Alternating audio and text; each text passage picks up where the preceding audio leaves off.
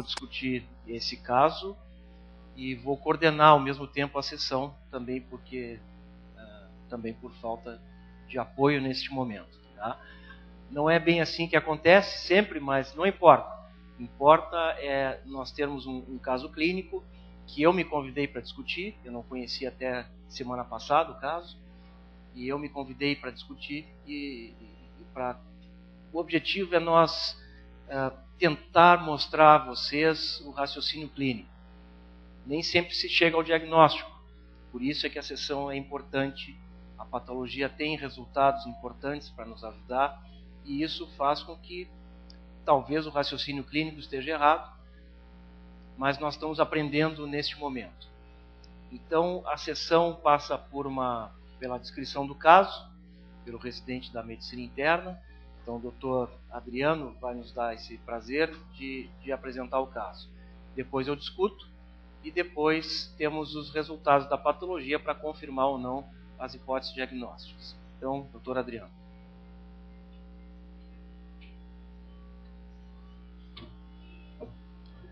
Bom dia a todos, meu nome é Adriano Lubini, sou a R3 da Medicina Interna.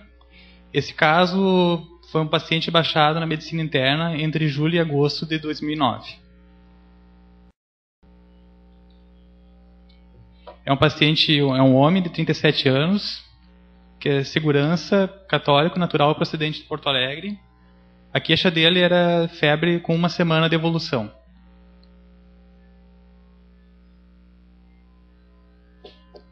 A história da doença. Ele é um paciente previamente rígido, sem comorbidades prévias conhecidas, que veio à emergência de 26 de julho de 2009, com uma história de início de febre, a febre alta em domicílio há 1 semana. No dia anterior à internação, começaram a se juntar essa febre, dispneia aos médios esforços e tosse produtiva com escarro aptóico, que foram os motivos que trouxeram a emergência. Aquela época era a época que tinha as barracas de triagem pelo caso de suspeitos de influenza H1N1. Ele foi avaliado e foi imediatamente transferido para o Nono Sul, que no ano passado era a ala reservada aos casos suspeitos de influenza A.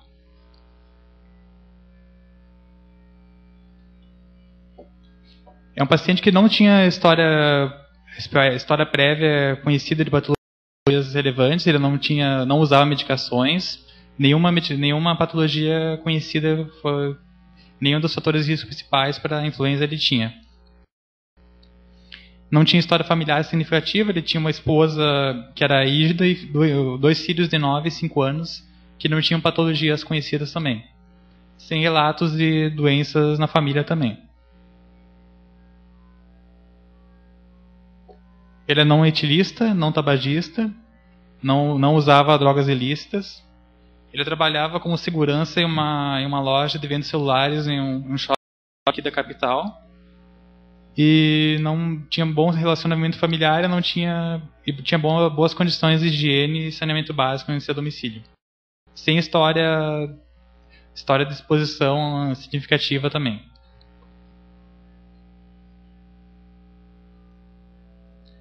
Resumidamente, era um paciente brevemente rígido que começou com dispneia, febre e tosse produtiva. A chegada dele. Ele chegou com normotenso, mas estava taquipneico, com frequência respiratória 36 movimentos por minuto, saturação 87% área ambiente e taquicardia com 110 batimentos por minuto. Estava em regular estado geral, lúcido, orientado, coerente, eutrófico.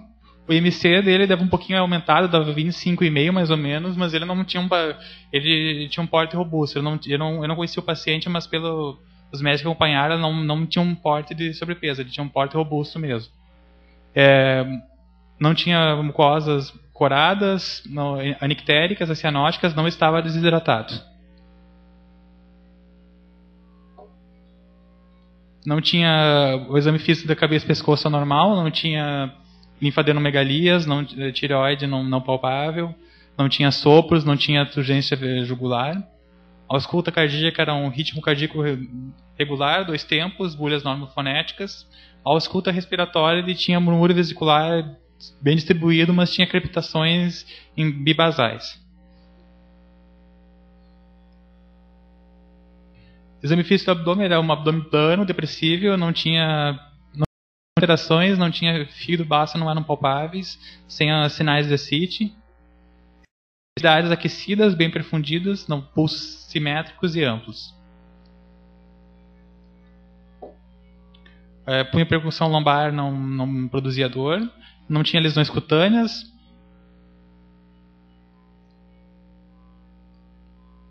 Passar para os exames da admissão. A chegada ele não tinha anemia. Ao hemograma ele tinha uma linfopenia com 720 linfócitos. Não tinha desvio à esquerda. E tinha plaquetopenia com 120 mil plaquetas. Ele tinha proteína C, eu não grifei em vermelho, mas a proteína C reativa da chegada era aumentada, não tinha distúrbios eletrolíticos e uma alanina aminotransferase de 50, uma TGP de 50, TGO limite superior, TGO normal. Albumina normal, cálcio corrigido no limite inferior. Esse cálcio já é corrigido para albumina.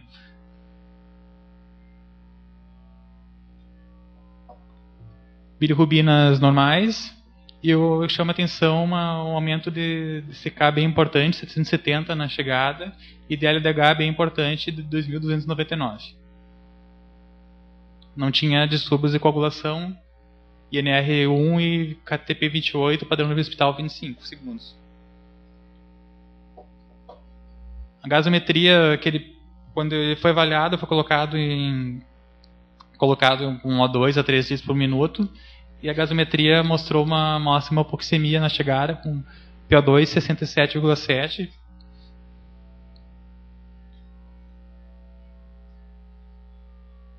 Raio-x de tórax da chegada, infelizmente, eu não tenho mais para mostrar para vocês, porque não ficaram os exames no hospital. Tinha um infiltrado difuso e consolidações basais bilaterais. O que mais chamava as consolidações eram mais discretas, eu chamava a atenção principalmente o infiltrado difuso. Sorologias da chegada, o anti-HIV negativo, anti-HCV negativo, HBsAg anti-HCV negativo. Hemocultura da chegada saiu 5 dias depois, mas não mostrou isolamento não cresceu nenhum germe, assim como a urocultura. A pesquisa de vírus respiratórios que foi feita na chegada não é a pesquisa específica para o H1N1, mas deu por influenza AB, essencial respiratório, entre outros, feita no laboratório, acho que no Weimar, mas não pesquisava H1N1 especificamente, deu negativa.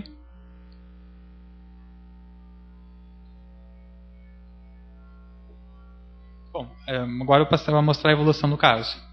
Assim que o paciente chegou, como eu havia falado, ele foi imediatamente para o Nono Sul, que eram casos suspeitos de influenza H1N1. Foi iniciado o uso de oseltamivir, que é o Tamiflu, 75 mg 2 vezes ao dia, por 5 dias, como era o protocolo para tratamento de casos suspeitos. Foi mantido por 5 dias e foi iniciado conjuntamente o tratamento empírico para pneumonia adquirida na comunidade com cefuroxima e azitromicina injetáveis, como o protocolo aqui do hospital. Isso tudo no dia da chegada, que foi 26 de julho. Pela pouca resposta clínica foi mantida a azitromicina, mas trocada a cefuroxima por cefepime no dia seguinte. O paciente mesmo com início do antiviral, e dos antibacterianos, ele não teve boa resposta clínica, começou a piora da dispneia e começou a apresentar essa saturação. Com cada da saturação mesmo, com A2 para 80%. E foi colocado, por esse motivo, dia 29, ele foi colocado com máscara de Venturi a 15 litros, e foi pedido leito na CTI, mas não havia leito disponível naquela ocasião. Continuou com persistência de picocebris, dispneia e hipoxemia, mas sem resposta. Dia 1º de agosto, ele foi continuou a piora clínica, ele foi transferido para a CTI.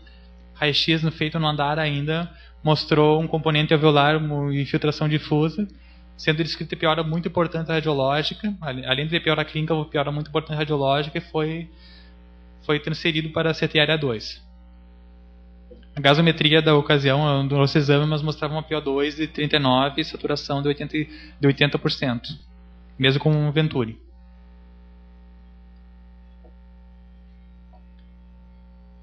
Logo após a chegada no CTI, ele mesmo estando lúcido com essa hipoxemia e saturação, ele foi entubado e colocado em ventilação mecânica, que ele permaneceu até o final da internação da CTI em ventilação mecânica.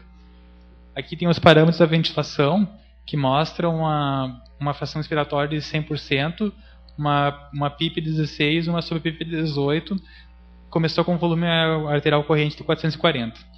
São parâmetros, os acadêmicos não estão muito habituados, mas são parâmetros de uma ventilação pesada, uma ventilação difícil. Ele se manteve com uma ventilação difícil, com parâmetros de ventilação pesada, até o final da internação dele.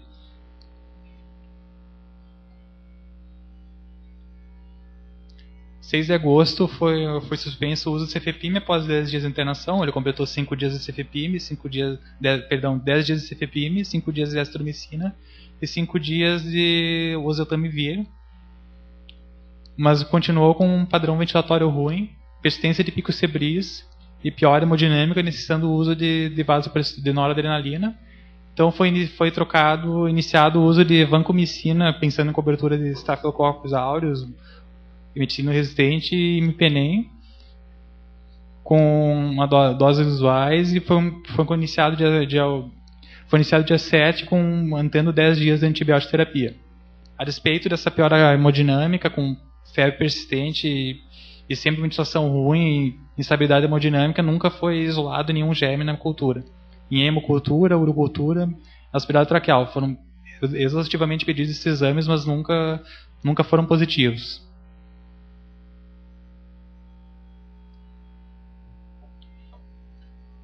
Entre 14 e 21 foi iniciado antifúngico, fluconazol endovenoso e sulfametoxazol, trimetoprim, mas mesmo assim não houve resposta. Ele chegou a usar concomitantemente sulfametoxazol, trimetoprim, fluconazol, imipenem e vancomicina, mas sem resposta clínica.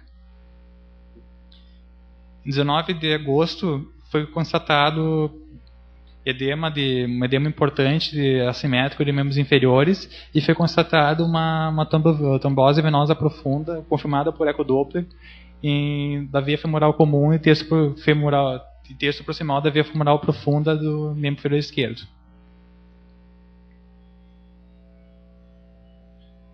Pensando nisso, nessa piora, foi pensado em tromboembolismo pulmonar, para não ter esse padrão ventilatório ruim. Daí pediram um ecodoppler, um ecocardio à beira do leito, que mostrou uma pressão arterial pulmonar elevada de 60 milímetros de mercúrio, normal até 30, sem alterações de câmeras esquerdas, e foi pensado por esse conjunto: mau padrão ventilatório, trombose venosa profunda, uma pressão sistólica da artéria pulmonar elevada, foi pensado um diagnóstico de tromboembolismo pulmonar, e foi discutida a opinião. Foi feito dia 20 de agosto o uso de trombolítico com streptokinase. 21 de agosto, devido ao mau padrão ventilatório, esses padrões de pressão sempre elevados, além da pressão arterial sistólica pulmonar elevada, foi acrescentado terapia com óxido nítrico.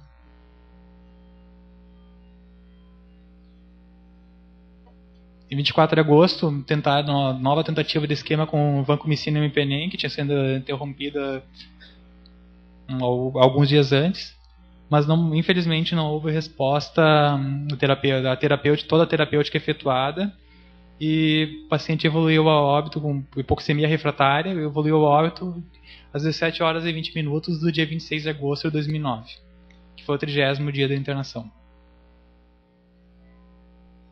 Muito obrigado, Adriano. Vamos então à discussão desse caso, que tem várias características interessantes. Opa, que bom, tem gente sentada na escada. Bom, então a ideia do anátomo clínico, para aqueles que estão a primeira vez aqui, é nós tentarmos chegar a um diagnóstico, ou tentar explicar o que houve com esse paciente. Também eu tive acesso apenas ao que vocês tiveram acesso, não tive nenhuma outra prioridade, não tive acesso a raio-x, a outros exames. É só uma folhinha com exatamente com esses dizeres que nós vimos aqui. Então é interessante discutirmos em cima disso. Essa é a linha de tempo, resumindo rapidamente o processo, o que nós vimos pela apresentação do Adriano. Um paciente rígido, até então jovem, 37 anos, febre alta, mialgias e tosse seca, que em uma semana ele teve que ser internado no Hospital de Clínicas, veio à nossa emergência com sintomas de dispneia, tosse produtiva, escarro hemático, uma saturação já baixa, ou seja, as trocas gasosas já estavam comprometidas em uma semana de evolução do caso, frequência respiratória alta, 36 movimentos por minuto, 113 taquicárdico, então, febre alta e discretos crepitantes nas bases pulmonares, segundo a descrição do caso. Ele teve uma piora progressiva porque necessitou mais oxigênio. A máscara de Venturi é uma forma de oferecer um pouco mais de oxigênio concentrado aos pacientes em insuficiência respiratória. Ele, no dia 1º, necessitou de internação no CTI, porque houve uma piora significativa nesse período, que já se iniciou desde lá do dia 20. Então são 10 dias praticamente de evolução de um caso, de um quadro respiratório com piora, inclusive do infiltrados difusos bilaterais com componente alveolar. Como já foi dito, a ventilação mecânica desde aquele momento então já foi pesada, que nós chamamos de pesada, quer dizer que nós temos que oferecer o máximo possível para que haja troca gasosa adequada. E mesmo assim parece que isso não ocorreu. E naquele momento então foi feito o diagnóstico de SARA, que vai ser discutido por mim no segmento. Ele recebeu imipenem, vanco e outros antibióticos com culturais negativos, recebeu posteriormente sulfametoxazol e trimetoprim, fluconazol, pensando em algumas doenças diferentes. Teve uma trombose venosa profunda, membro inferior esquerdo, uma ecocárdio com uma pressão sistólica na artéria pulmonar aumentada, sugerindo então hipertensão pulmonar naquele momento. Foi utilizado streptokinase no intuito de evitar ou de tratar uma trombose, uma tromboembolismo pulmonar. Óxido nítrico na tentativa de melhoria, de diminuir essa pressão na artéria pulmonar, e o óbito por hipoxemia refratária no dia 26/8. Então, um paciente com 38 dias de quadro clínico e 31 dias de internação que foi ao óbito. Eu vou utilizar essa linha do tempo para organizar um pouquinho o nosso pensamento e tentar explicar algumas coisas que ocorreram nesse paciente. Então, começando, rígido, é importante esse critério. Não é um paciente imunodeprimido, é um paciente que estava bem, não tem nenhum relato que ele trabalhasse em algum local que pudesse justificar um processo desse tipo. Da mesma forma, febre alta, mialgias e tosse seca. Isso nós vemos quase todos os dias, senão em familiares nossos. Então, um quadro comum do dia a dia compatível com uma infecção viral. É comum, todos nós já tivemos, se não estamos tendo agora, e se não teremos também em seguida. Claro que poderia ser uma pneumonia adquirida na comunidade. Nós vamos desenvolver um pouquinho do pensamento dessa ideia. Mas é um quadro comum que geralmente não se faz nada. É antitérmico, antihistamínicos eventualmente, repouso e deu. O segundo momento, uma semana depois, mudou completamente o quadro clínico desse paciente. Vejam bem, dispneia, então falta de ar, tosse produtiva, naquele momento com escarro hemático, já uma saturação baixa, Como eu já disse, frequência respiratória alta, 113 batimentos por minuto, então taquicardia, hipertermia e discretos crepitantes. Aqui é um quadro clínico completamente distinto, justificando então o que nós podemos chamar de uma insuficiência respiratória aguda. Claro que tem uma semana de evolução, mas já nos mostra que não é aquilo que nós imaginávamos. Um processo, uma virose comum, como todos nós já tivemos. Eu gostaria de chamar a atenção, obviamente, pelo período que nós estamos discutindo, no mês de julho e agosto do ano, né? Não foi planejado isso, né? Eu conheci o caso semana passada. Quadro clínico grave, uma saturação baixa, um exame clínico pouco expressivo, com discretos crepitantes nas bases e um escarro hemático. Vamos discutir um pouquinho desse processo. Aqui, dois quadros mostrando...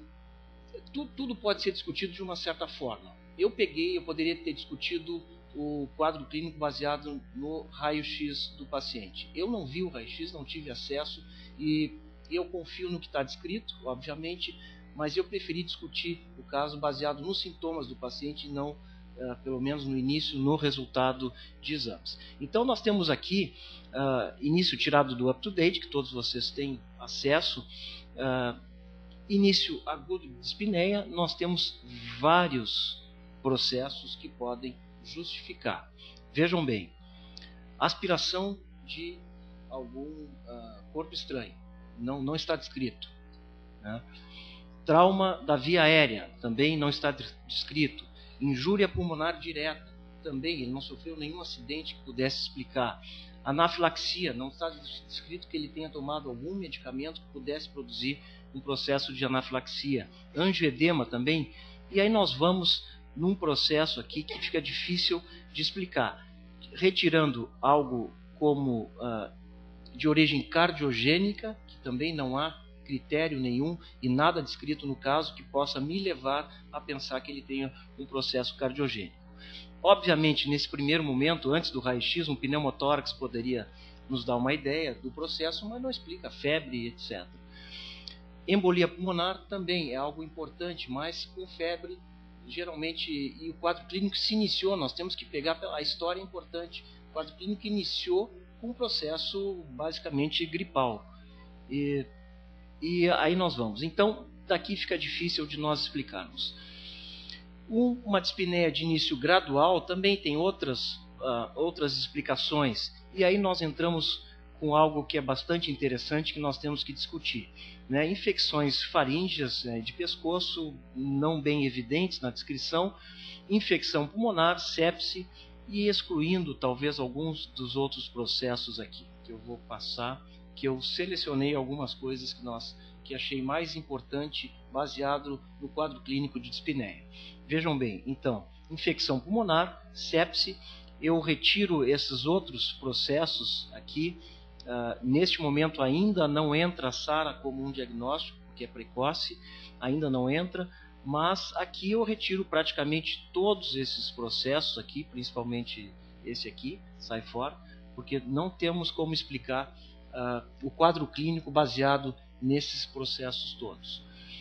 Aqui o diagnóstico diferencial, né, de dispneia aguda, mais uma vez entra cabeça e pescoço, de origem pulmonar, origem cardíaca, outros, etc. Tem vários, nós podemos passar horas discutindo esses processos, mas eu selecionei, baseado no quadro clínico, eu selecionei que o paciente estava dentro de um processo infeccioso, pelo quadro clínico, que poderia ser séptico, de origem pulmonar, porque começou o processo por origem pulmonar e levando posteriormente a SARA. Então esse foi o meu raciocínio assim para tentar chegar a um diagnóstico. Da mesma forma, esse é um outro estudo dos guidelines do ATS.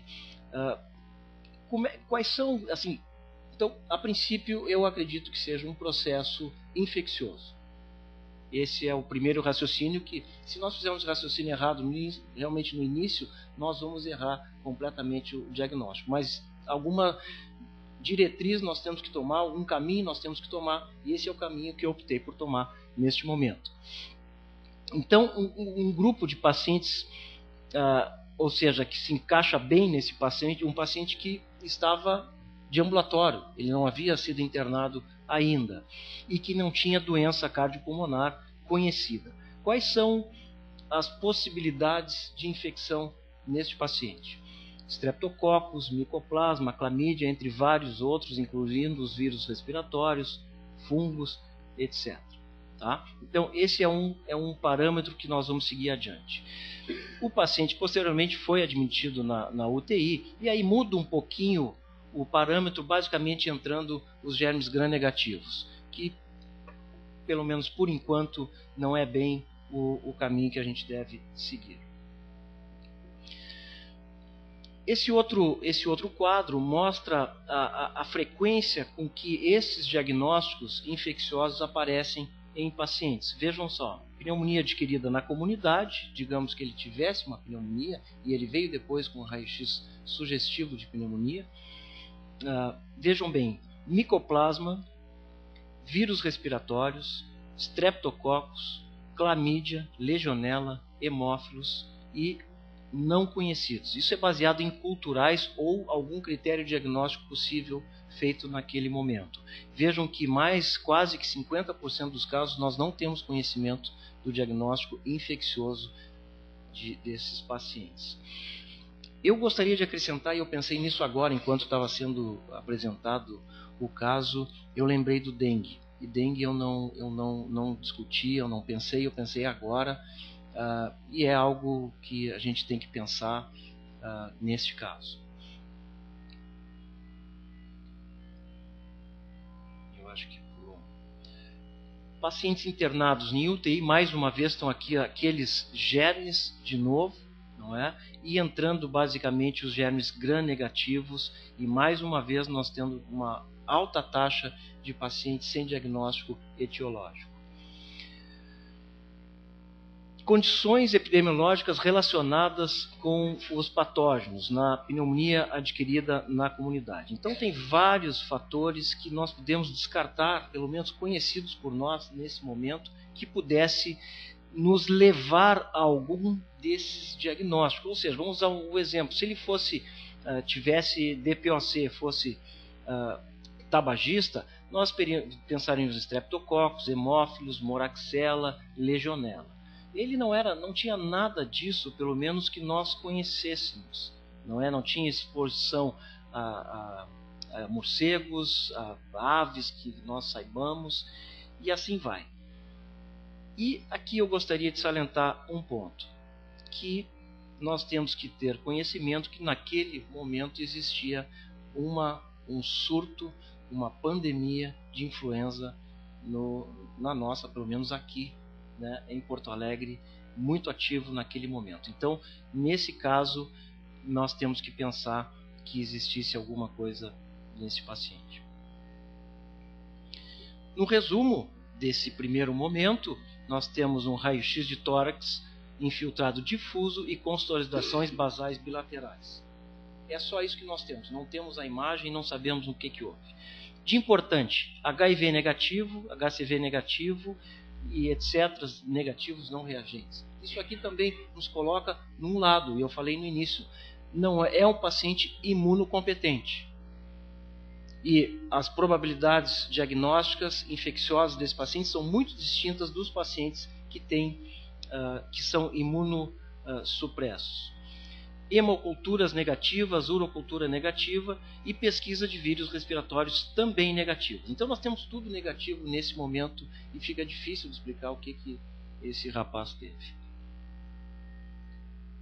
Esse é um exemplo de um raio-x que eu tirei de qualquer lugar, mostrando um infiltrado difuso bilateral. E claro que aqui é do sexo feminino, aparentemente, né?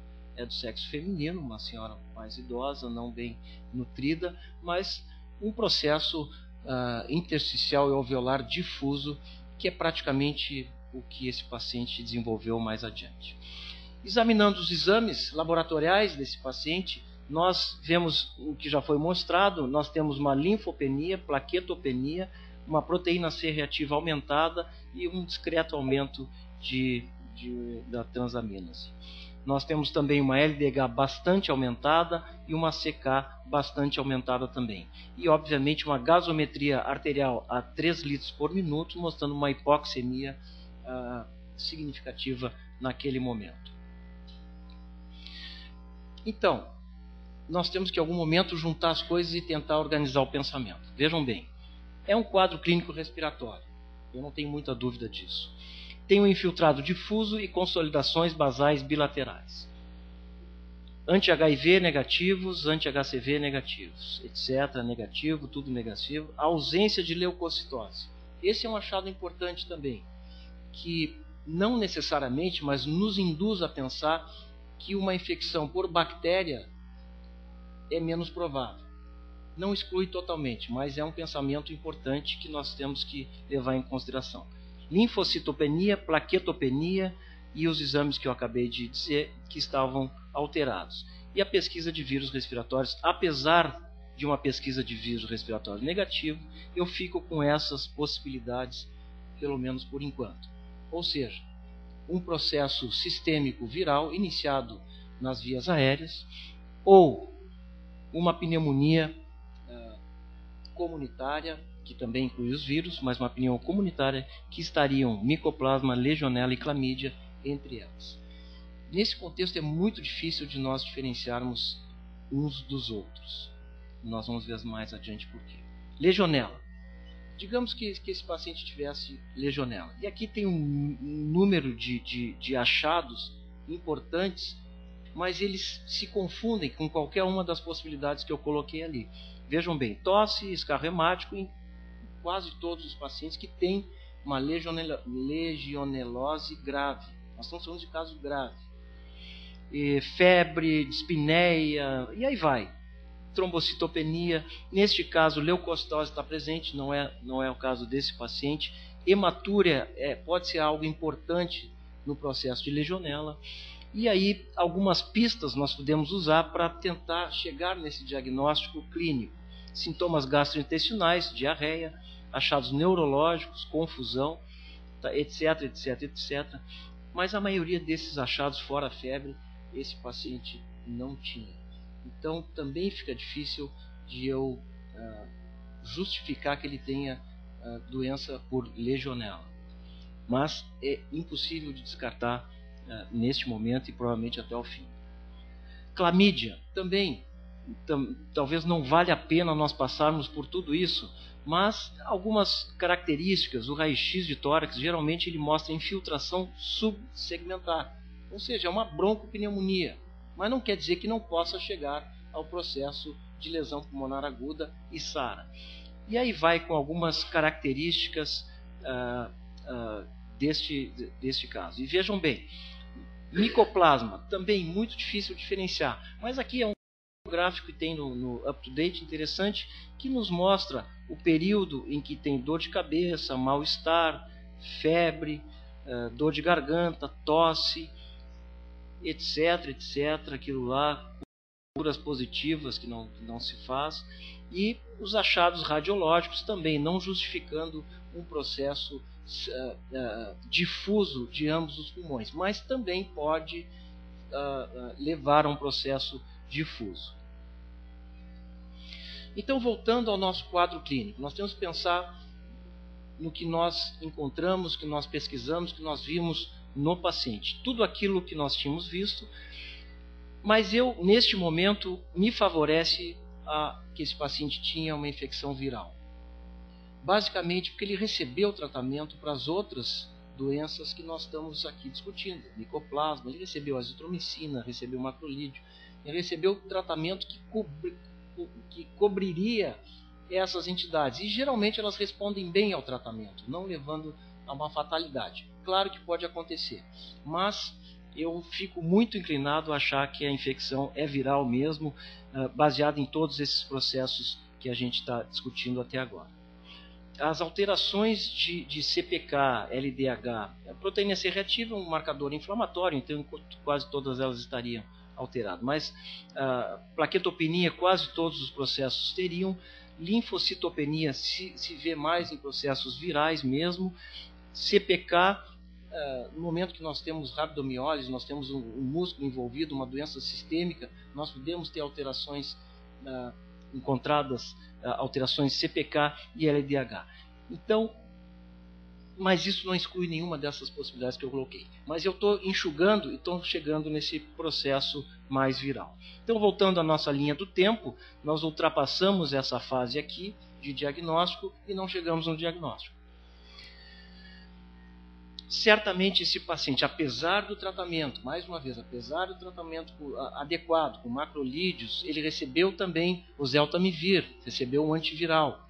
E aí, bom, então ele deveria ter ficado bom. Não necessariamente. Ele progrediu para um processo de SARA, da Síndrome da Angústia Respiratória Aguda, que eu vou discutir agora com algum detalhe. Para aqueles que não conhecem, rapidamente, por que se chama SARA? O que é SARA? Desde 1967, vários nomes foram dados a essa entidade, pulmão de Da Nang, pulmão de choque, que nós usávamos muito na época da residência.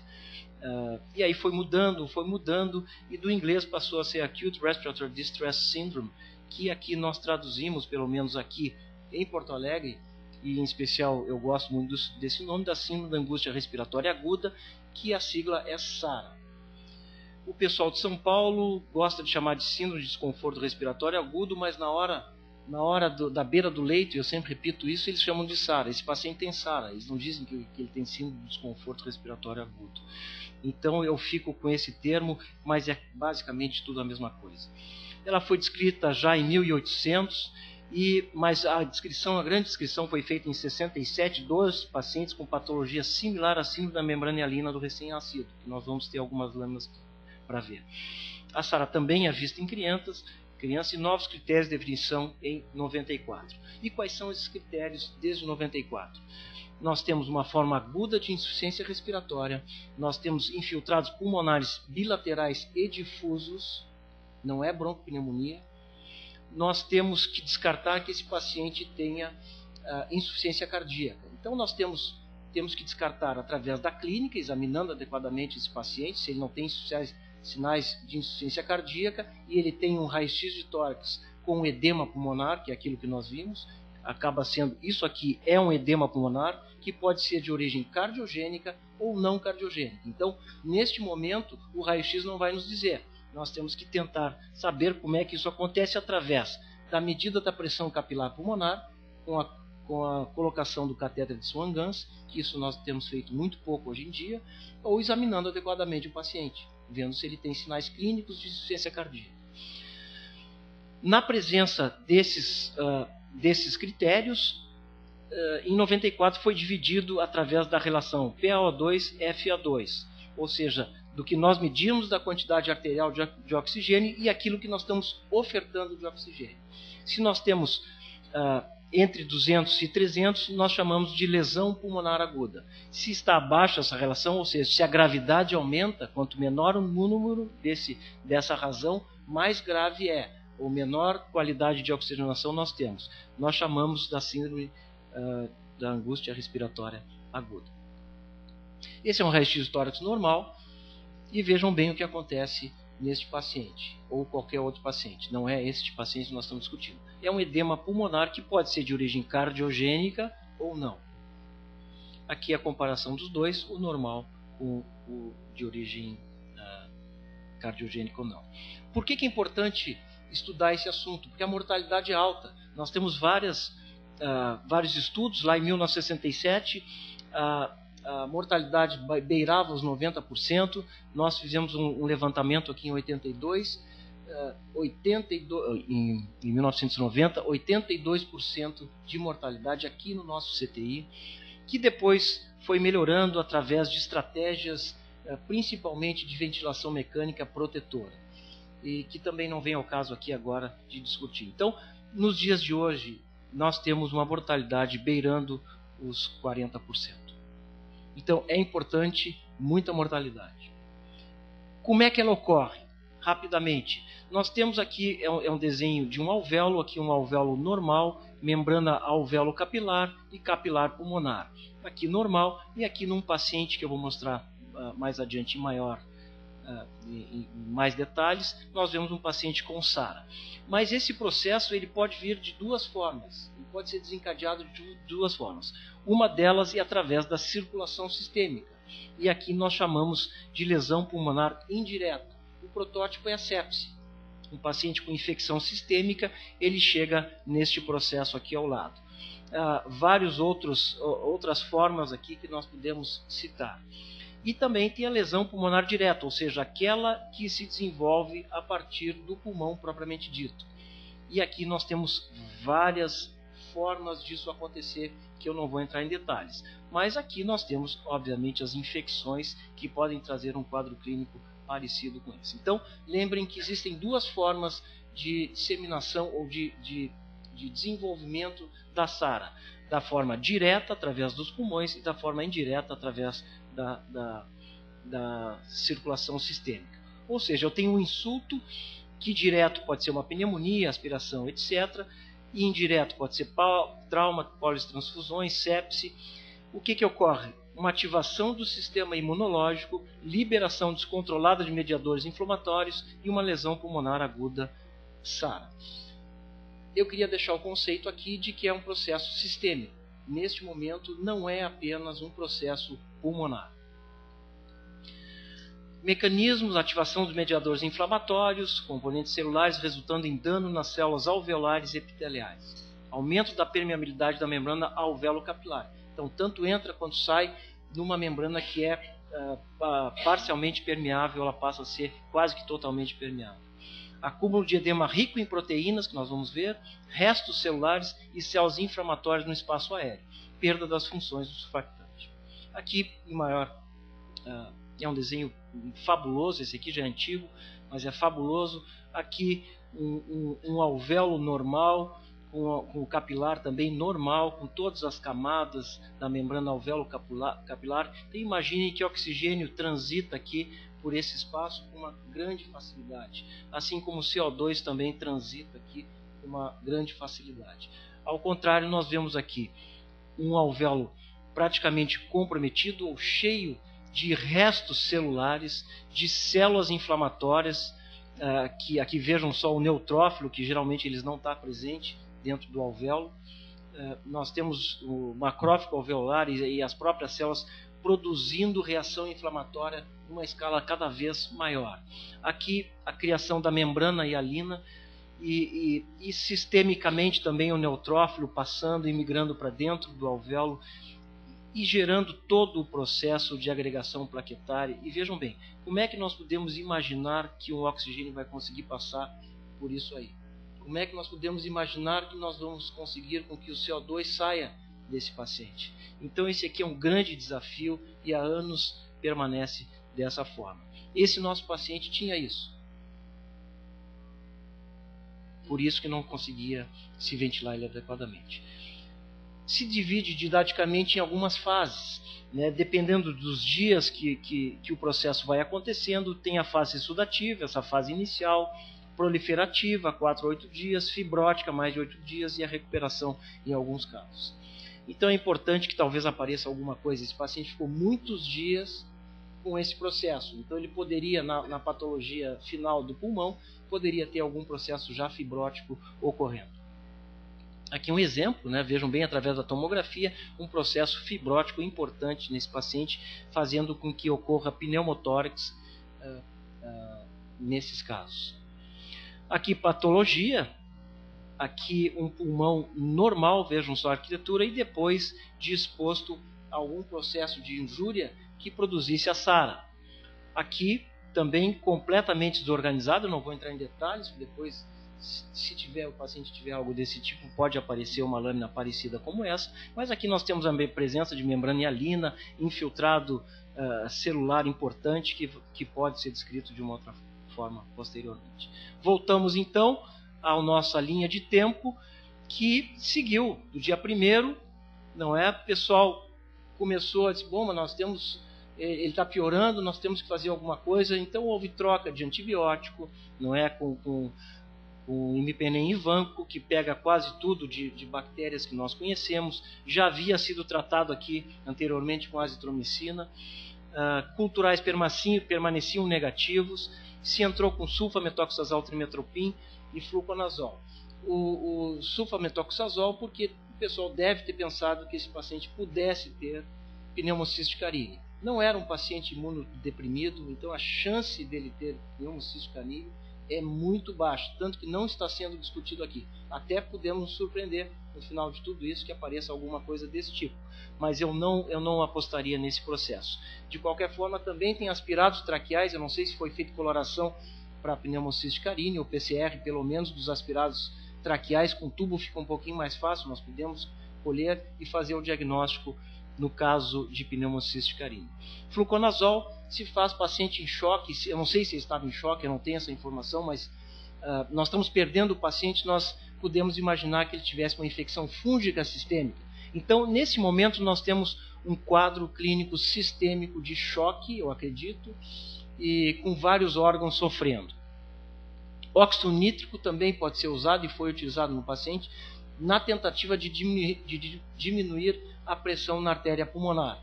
E ele apenas diminui a pressão na artéria pulmonar, mas ele não trata a causa da injúria. Então, nesse momento é isso que a gente pode comentar. Aí tem um novo momento onde apareceu uma trombose venosa profunda com ecocárdio com uma pressão sistólica da artéria pulmonar alta. Se pensou em tromboembolismo pulmonar e foi utilizada streptokinase. O que isso tem a ver com tudo? O que pode ter acontecido? Vamos discutir rapidamente também isso aqui. Nós temos um patógeno, uma infecção e temos a resposta do hospedeiro, que a gente poderia passar por todas essas etapas, mas a coagulação e a fibrinólise é importante, é uma etapa importante do processo sistêmico. E aqui nós estamos falando já num processo sistêmico, não só pulmonar. Perda da hemostasia, disfunção orgânica e morte. Nós conhecemos as duas cascatas, a extrínseca e a intrínseca, com alguns detalhes, né, protrombina, trombina e formação do coágulo. No processo de sepse, nós temos a fibrinólise está reduzida por mecanismos procoagulantes. Nós temos um aumento desse processo, do TAF e do PAI, e através de disfunção endotelial e de trombina, levando a microtrombose. Inflamação, agregação, adesão leucocitária leva a disfunção endotelial, produção de fator tecidual, que é um mediador inflamatório e de coagulação também, cascata comum de coagulação, geração de trombina. A geração de trombina pode levar a mais inflamação, pode levar à formação de coágulo de fibrina e ativação plaquetária e pode reduzir a fibrinólise. Nós estamos nesse momento, todos nós estamos destruindo pequenos trombos que nós estamos produzindo, principalmente vocês que estão sentados. Vocês estão produzindo trombos, mas eles estão sendo destruídos através de um mecanismo de homeostasia adequado. Mas aqui isso está atrapalhado. Nós geramos então um estrado procoagulante, levando a uma trombose microvascular. O que ocorre? Em pacientes sépticos em choque, nós temos então esse processo, e se nós fizermos uma biópsia, nós vemos a microtrombose ocorrendo em alguns desses pacientes. Se nós fizermos uma biópsia de rim, nós temos aqui um rim normal e aqui um rim, uma lâmina de rim com trombos nos vasos. Então esse é um processo bem conhecido que pode ter acontecido com esse paciente. Aqui o resumo de tudo, né?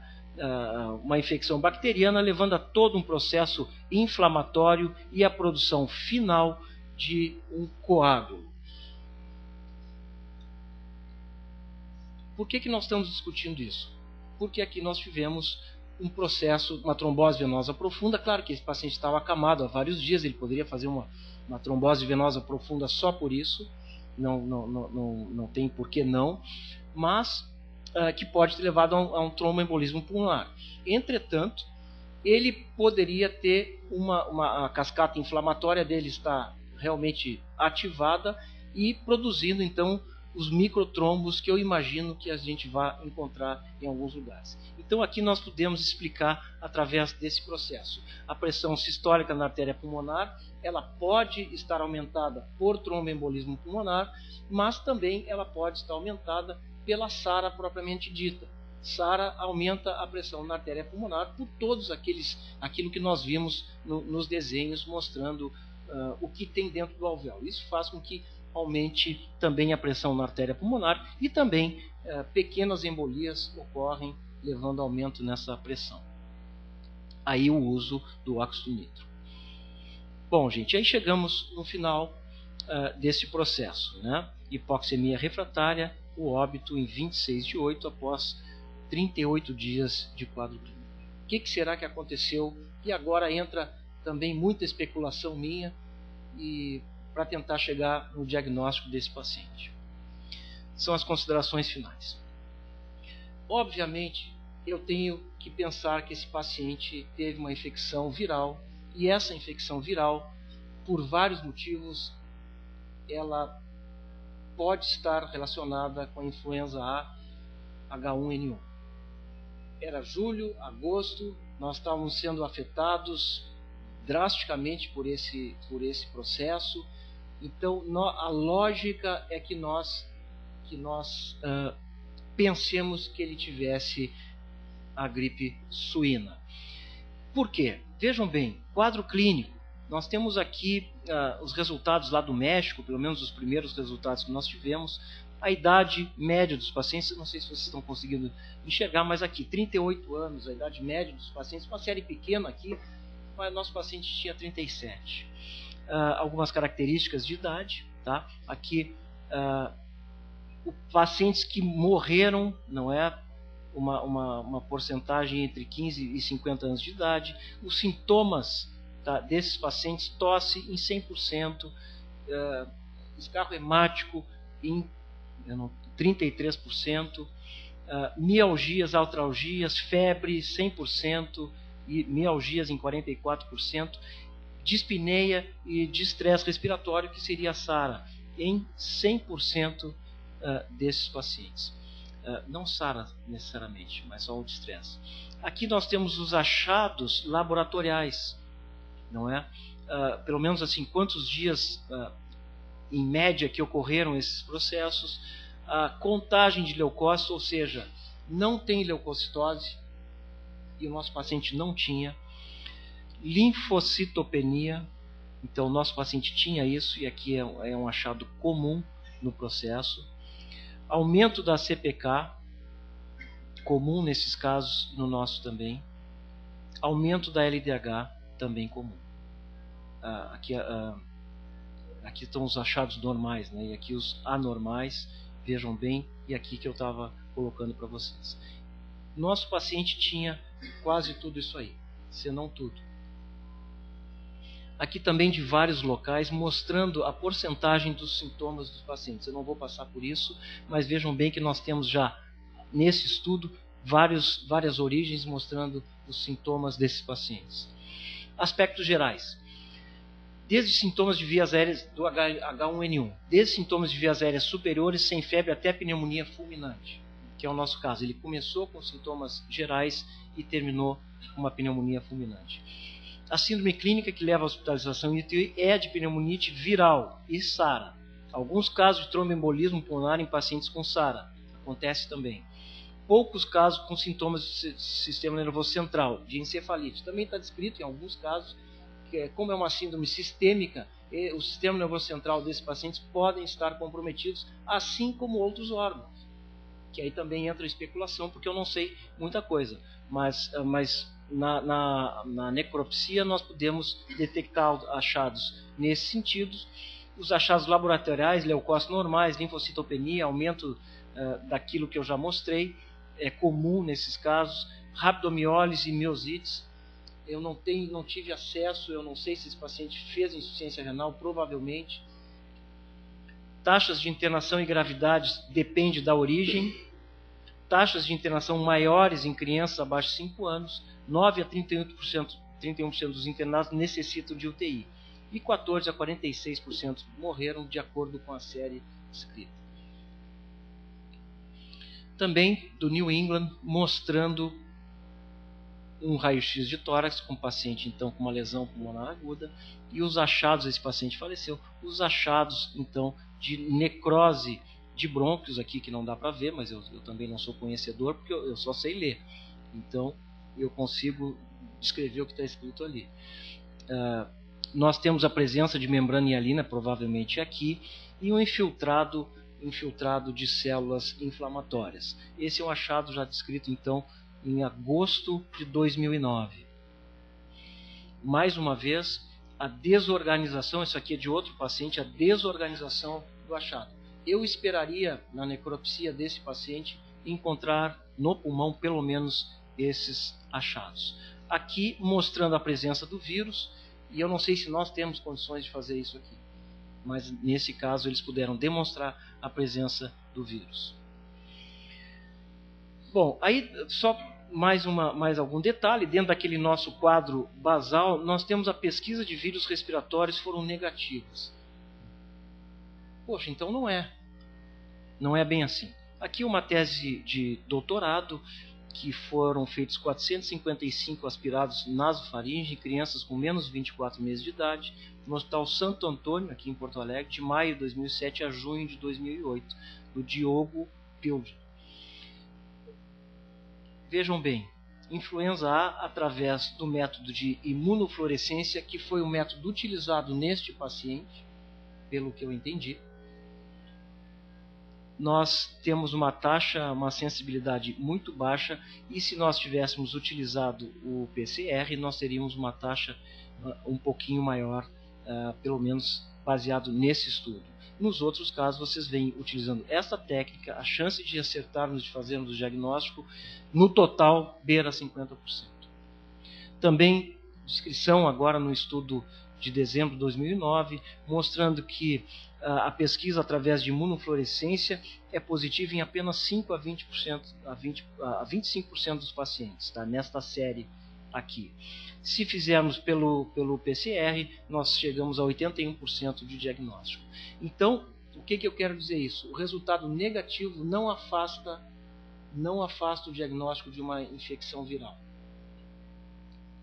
Conclusões, esse é o último. O que eu penso que aconteceu? Né? Apesar desse tempo que eu tomei de vocês, por que esse paciente morreu? Ele morreu com uma hipoxemia refratária por infecção viral pulmonar. Aí, o que era, eu realmente não sei e tenho muita dificuldade de ter certeza. Não sei se foi feito algum teste a mais que pudéssemos explicar o que houve. Foi uma patologia compatível com SARA, e eu acredito que nós vamos encontrar na necropsia achados compatíveis com SARA. O que nós vamos encontrar ali dentro, eu não tenho certeza.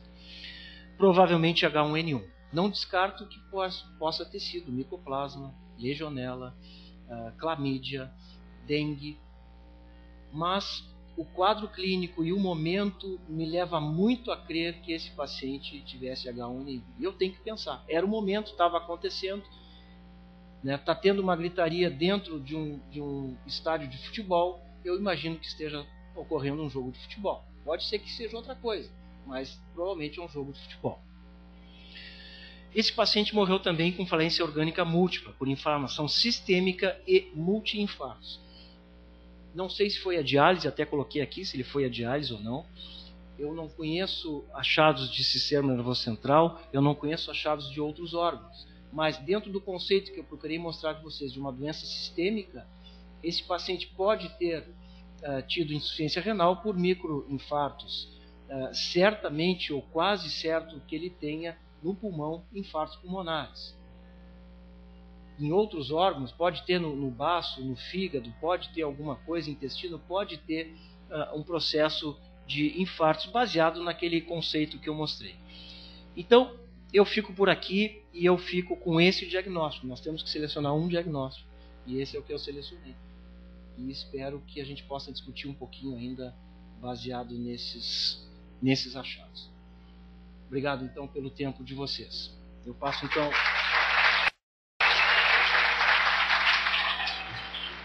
Agora vamos conhecer a verdade. Bom, agradeço muito o convite para participar dessa sessão. Nós recebemos, então,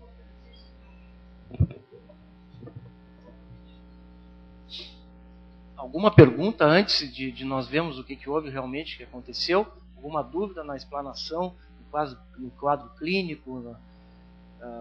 É até interessante, antes de sabermos o diagnóstico, se tem alguma pergunta. A professora Beatriz está nervosa. Nenhuma? Grita ou...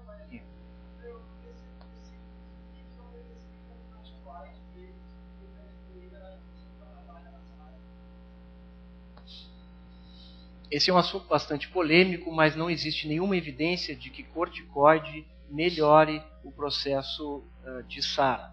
Existe um estudo que não foi replicado até hoje, mostrando que talvez diminuísse a fase fibrosante do processo.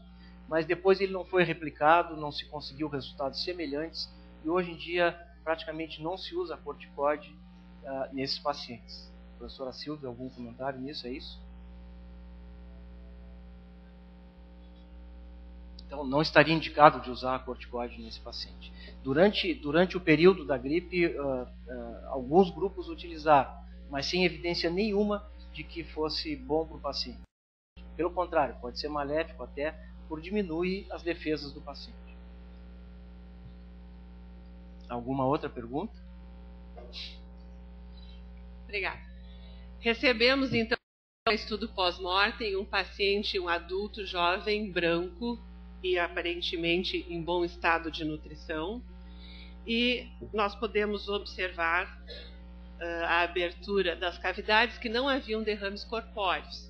É possível desligar um pouquinho aqui? Nós podemos observar, então, os pulmões estavam bastante aumentados de volume, pesados, congestos, com pleuras por vezes espessadas e algumas vezes apresentando pequenas lesões bolhosas distribuídas, mais na periferia. Observamos aqui novamente um aspecto onde tem zonas de espessamento pleural, essas lesões bolhosas, e um pulmão de consistência e difusamente consistência aumentada. Bom, desculpem aqui, parece que eu estou precisando de óculos novos, mas só para mostrar para vocês, que está agora fora de foco, o aspecto ao corte de consolidação, o aspecto consolidativo desse parênquima pulmonar, a presença de brônquios ectásicos, quase todas as áreas nós tínhamos brônquios ectásicos.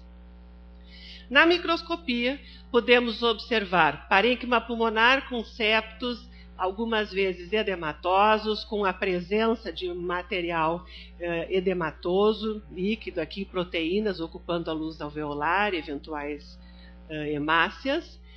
Muitas vezes, o mais intenso, esse aspecto de presença de hemácias intraalveolares e a presença de zonas onde havia destruição, portanto, de pneumócitos, com a presença de membranas hialinas. Podemos observar já nessa fotomicrografia que existe um espessamento do septo. Mais aproximado, para que os senhores possam ver, essas membranas hialinas, depois da absorção do edema, nessas zonas onde houve necrose de pneumócitos e dos capilares, os detritos celulares mais as proteínas se aderem às zonas de necrose após a reabsorção líquida. Observamos também em muitas áreas já um comprometimento desse interstício com poucas células inflamatórias e com uma proliferação fibroblástica mais exuberante, pneumócitos muitas vezes hiperplásicos. Novamente, para que se possa observar a presença dessas células inflamatórias, plasmócitos, linfócitos e esse espessamento de septos. O padrão predominante era sempre desse. Aqui nós temos a luz de um alvéolo, aqui a luz de outro. Então, vocês observem esse marcado espessamento por um infiltrado não tão importante, mas por marcada proliferação fibroblástica. Em muitas áreas, podemos observar nesses pneumócitos hiperplásicos a presença de binucleação, de multinucleação e muitas vezes de uma característica mais em vidro fosco, uma característica um pouco mais de comprometimento viral. Aqui de novo, pneumócitos muito hiperplásicos, binucleados, e este aqui onde nós podemos observar também a presença de multinucleação em pneumócitos. Em muitas áreas, podemos verificar a presença de proliferação de fibroblastos jovens ocupando a luz alveolar, mostrando áreas organizantes. Essas áreas organizantes, caracteristicamente, são formadas por proliferação de fibroblastos mais jovens que ocupavam bronquíolos e alvéolos. Observem zonas mais comprometidas por esse processo fibrosante intersticial, chegando em muitas áreas uma dificuldade de se observar a luz de alvéolos preservados, porque predominava este padrão de aspecto fibrosante. Novamente, poucas células inflamatórias e a presença de fibroblastos, predominantemente de fibroblastos comprometendo essas áreas. Mesmo aspecto, algumas vezes já com uma fibrose um pouco mais de padrão colagênico. Observamos escassas áreas onde haviam bronquiolectasias e presença de muito material mucoide na luz das mesmas. Bem, é esperado que dentro de um pulmão com SARA, que se encontre nos primeiros dias edema e membranas hialinas, e as membranas hialinas vão diminuindo a partir do 6º, 7º dia, quando nós temos então uma inflamação intersticial e uma fibrose intersticial. E aqui nós podemos ver que, embora predominassem esses aspectos proliferativos, nós encontramos também aspectos de edema e membrana hialina. O parênquima pulmonar ele é um pouquinho limitado na sua forma de reação, e o parênquima pulmonar reage a muitas formas de agressão através de 6 ou 7 modelos e 6 ou 7 padrões, motivo pelos quais atrapalha muitas vezes os patologistas para determinar uma etiologia. Então, desta forma, o nosso diagnóstico só pode ser baseado em um padrão, e este padrão de dano pulmonar agudo, de uma lesão pulmonar agudo, deve ser associado às informações imagéticas e às informações clínicas para que se chegue a um diagnóstico conclusivo. Então, o nosso diagnóstico é padrão de dano alveolar difuso em fase fibrosante, em parênquima pulmonar com áreas organizantes, áreas de hemorragia recente e edema intraalveolar. São observadas ainda bronquiolectasias e alterações vasculares sugestivas de hipertensão. E os aspectos histopatológicos são sugestivos de infecção viral. Nesses padrões, nesse padrão de doença aguda, é uma característica a forma de comprometimento dos vírus. Eles se confundem. Nós sempre temos que diferenciar uma infecção viral de um padrão de SARA propriamente dito.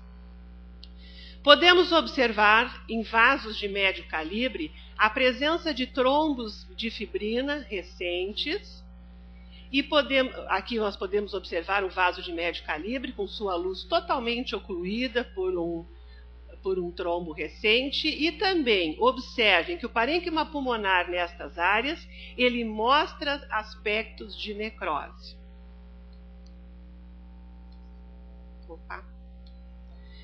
Aqui nós podemos observar um parênquima pulmonar preservado e ao lado de septos absolutamente necróticos, onde só se observa fantasma daquelas células e não mais detalhes nucleares. Então, há um tromboembolismo pulmonar com áreas de infarto recente. Aspecto este também observado em vaso esplênico de médio calibre com área de infarto recente. E tromboembolismo foi observado também em ramo da artéria femoral esquerda. Aqui fica difícil para o patologista separar, uma vez que nós sabemos que nos quadros de pneumonias por influenza é comum ter trombos pela própria lesão viral e ter essas áreas de necrose. Mas não se pode esquecer que esse paciente tinha uma trombose venosa profunda e que também pode ser em decorrência disso, a lesão pulmonar. E, como já observamos macroscopicamente, haviam lesões bolhosas arejadas, caracterizando, portanto, um enfisema bolhoso. No sistema nervoso central, em meninge e em algumas áreas parenquimatosas, podemos observar a presença de áreas de hemorragia recente, múltiplas áreas, então, onde nós tínhamos a presença de numerosas hemácias no parênquima pulmonar, caracterizando, então, uma hemorragia subaracnoideia intraparenquimatosa em regiões parieto-temporal, occipital esquerdas e em núcleo da base à esquerda. No rim, os demais órgãos, além do pulmão, não apresentavam alterações macroscópicas, mas microscopicamente no rim nós podemos observar, ao lado de túbulos preservados, nós podemos observar túbulos onde havia necrose celular. Se observa apenas uma eosinofilia citoplasmática com ausência de detalhes nucleares, caracterizando uma necrose tubular aguda. Nosso diagnóstico, então, é de padrão de dano alveolar difuso, em fase fibrosante em parênquima pulmonar, com áreas organizantes, áreas de hemorragia recente e edema intraalveolar, que são aspectos histopatológicos sugestivos de infecção viral, com o tromboembolismo já descrito com enfisema, com hemorragia subaracnoideia intraparenquimatosa em regiões parieto-temporal, occipital esquerdo em núcleos da base, necrose tubular aguda e uma medula óssea com alterações reacionais. Assina esse trabalho a doutora Bettina Katz, nossa residente, e eu. Obrigada.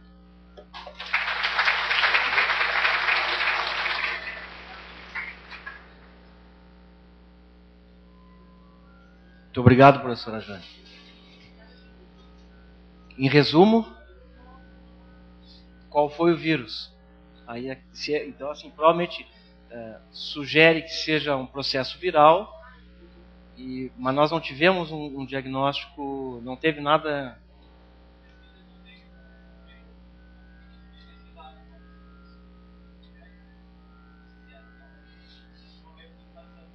Nesse paciente não veio o resultado.